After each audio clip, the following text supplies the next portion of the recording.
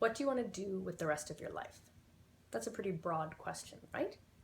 But think about it. How you answer that question may have a lot to do with your gender and how you were raised. Do you want a full-time career? What career or job do you want to have?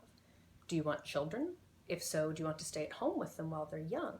Have you thought about how that might impact your career and ultimately how much money you'll make in your life?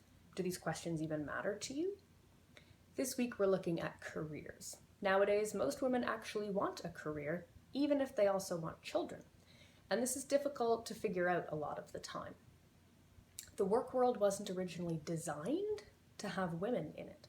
When almost every adult woman was essentially a stay-at-home mom, the people in the workforce didn't have to worry about things like maternity leave or childcare costs or taking time off work to care for a sick child because they were all men and their wives did all that.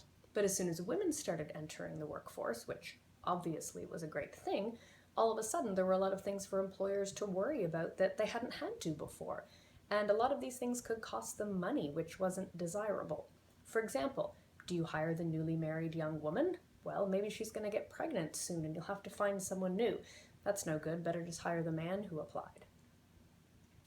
But it's not even just about having children that made and still makes women in the workforce challenging.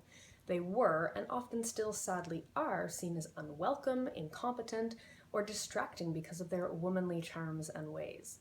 A lot of men were certainly resistant to have women intrude on their boys' club, where they went to get away from their wives and families, where they didn't have to be gentlemen all the time. And it's still hard for women to break into some of these old boys' clubs in higher levels of management, especially if the senior managers are meeting at a gentleman's club or a strip club or even a golf club to socialize, but really to talk business deals. These are environments that are either offensive or hostile to women or simply unwelcoming for them.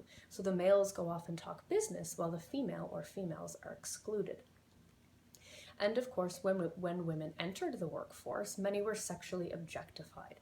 Young female secretaries were pinched and squeezed and touched and gawked at by the male employees and employers, but this was just how it was.